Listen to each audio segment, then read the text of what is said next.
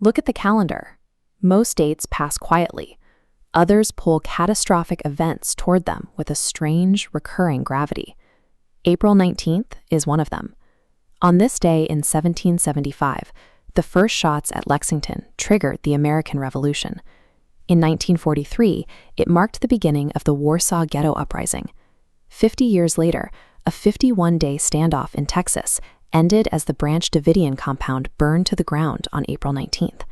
Exactly 2 years later, a rental truck detonated outside the Alfred P. Murrah Federal Building in Oklahoma City, shearing the face off the structure.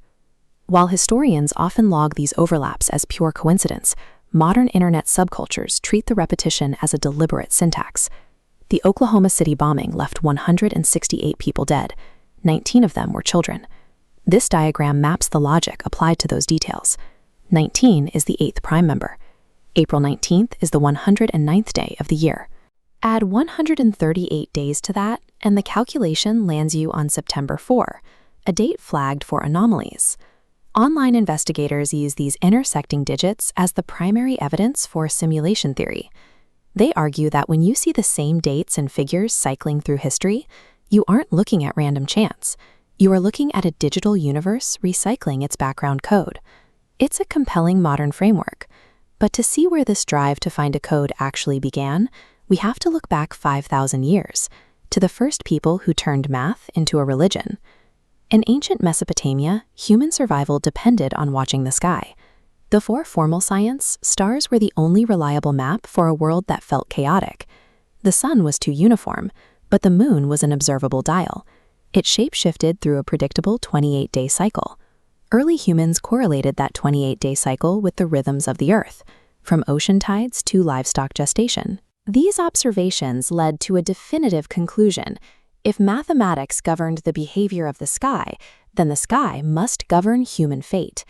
They built massive ziggurats, early towers for observing the heavens, just to track this math. These Mesopotamian astronomers were mapping the terrifying randomness of nature onto a readable, predictable system. Babylonian priests eventually systematized these observations, assigning exact numerical values to their gods to rank their power.